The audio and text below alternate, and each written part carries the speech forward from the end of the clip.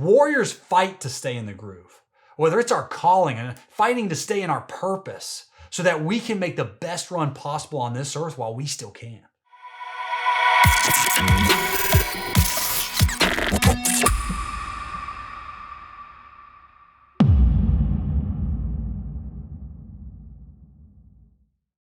Sometimes I'm asked when people see these 7 warrior codes that have kind of become my own foundational beliefs, and what I believe that I've learned through the years on what it takes to kind of fight for a life that I've always wanted to live. They say, which one would you say is the most important? And that's a really difficult question to answer because I think it's kind of an all or nothing thing to a degree. But I think the thing that is hardest to learn how to do is that warriors empty themselves. And what I mean by that is, I think that most people aren't willing to go through the fight and through the battle because it is exhausting. And we've all been that to that point in life. And if you've got, I've got 3 kids at home, and they run me ragged, and they run my wife ragged, and that makes me exhausted. But I was exhausted when I had 7 streams of income pursuing my top fuel dream. I've always run extremely hard at every dream I had, and I was always really tired. So we've all experienced a lot of exhaustion, but I don't see as many people out there that are willing to truly empty themselves, to go until they cannot go anymore. And so one of the hardest things through the last couple of years, especially with doing what we do with Monster Jam, is getting to, such a privilege, but it is difficult, but getting to work personally with kids that are fighting cancer. And kids going through cancer seem to have this pure willingness to endure and just to completely empty themselves. Watching a kid fight cancer, it's opened my own mind up to how hard am I willing to fight for what I want. Now, they're just trying to be kids. If you really think about it, they don't really know that they're fighting for health. I've watched a lot of kids going through this that they're just wanting to fight almost for normalcy and a normal childhood again, and that commercial break. And I think that's what has drawn a lot of these kids to me with Monster Jam. And that's been such a privilege, but it's hard because some of these kids don't make it through. And I develop these relationships, and then all of a sudden their parent messages me and lets me know that they're gone. Well, I had one of these cancer patients, and I hate to even refer to him as that because Christian Hetty was a very special kid. He was probably 13 or 14 years old, and I met him for the first time in 2020. And I was in Tampa in 2021. And Christian's from Kansas City, by the way. But Christian, the first time I met him, didn't have cancer. He walks up in 2021, and he looks a lot different. I didn't even recognize him. He was carrying a picture of himself from the year before.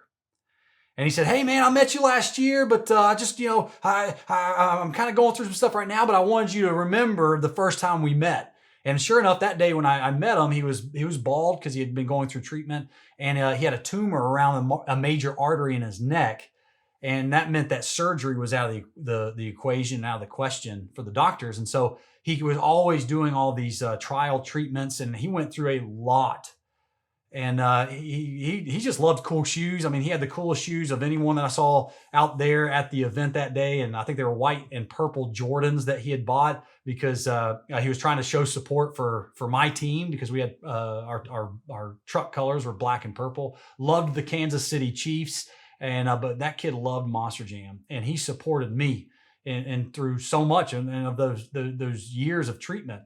Well, he ended up passing just a few months after that. And I got to see him before he passed. I got to see him one final time in Kansas City, and I started asking him. I got to interview him, and he started talking about the things that he supported. Right, I'm sitting there thinking this kid is on the brink of life and death, and here he is. He's spreading awareness and money for pediatric cancer. It's like the kid knew, listen, regardless of what happens in my story, I'm not the only one going through this. And it's just the most unbelievable mindset.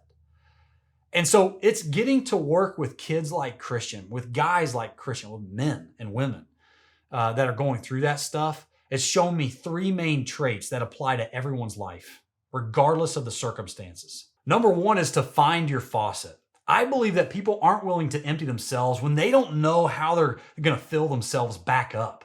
When we know what fills us up, we're not afraid to go and spill every last drop, because the man who's starving isn't going to lift his spoon in the mouths of others, type of thing, right? We can't pour into other people from an empty glass. So we have to find our faucet and keep our glass filled.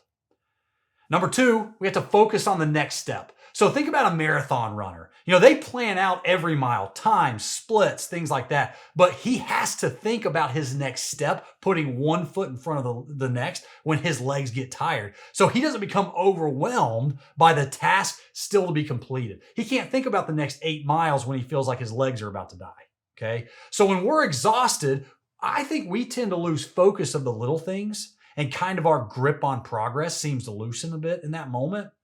So when we become overwhelmed by the big things of life, we have to go back and then refocus back onto the small things or the techniques to go and accomplish the next things in our day. And lastly, number three, we have to become a finisher. Simply put, our goal should always be to finish. It's not always about winning or losing. It's about finishing. Legendary coach John Wooden, he said, players with fight never lose a game. They just run out of time. Sometimes life, and I'm sure all of us have been there, it kind of prevents us from victory. But did we play to the final whistle or just give up in the middle of the game? There's a guy, Stu Weber. He wrote a book called Tender Warrior. Highly recommend it. But he writes, you can build a family or a church or a nation on the shoulders of finishers. Finishing is a habit, just like quitting is a habit, by the way. I had this really, just an extremely real feeling dream years ago. It was probably 3 or 4 years ago. My grandfather died a couple years before this dream happened. And I was struggling, man. I had a lot of things coming up in life and career-wise and such. And he was always the guy I would call. My last conversation with him, I remember, was talking about some of the motorsport stuff I was doing and getting his input on it. And I remember in this dream that felt insanely real to me. And he even looked younger, way younger than I knew him to be in his older age before he passed. And I just looked at him in this dream. I said, man, I need you. Like, I wish I could just talk to you about this stuff I'm going through. And back when we were drag racing together, part of our history together with the Top Fuel Dragster, if you look at a drag strip, there's a meaty part of the middle of the track that's called the groove. And that's where you can get the fastest run in a Top Fuel car. You're accelerating 0 to 300 miles an hour. And if you go outside of that groove, it can ruin the whole run and you can spin out of control. Well, my grandfather in this dream, after I said, man, I just wish I could talk to you about this stuff, he just looks back at me and he said, find the groove and stay in it.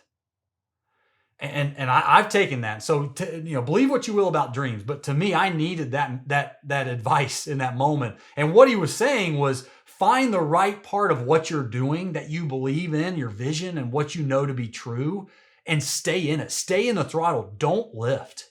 Don't decelerate. He said, continue on that path and get to the end of your run. Like, don't give up on this thing. Because warriors fight to stay in the groove, whether it's our calling and fighting to stay in our purpose so that we can make the best run possible on this earth while we still can. I just happen to believe that somewhere out there, someone's waiting on you and me to finish our race, to stay the course and to fight the good fight. But that's the real question. Are we willing to empty ourselves to do it?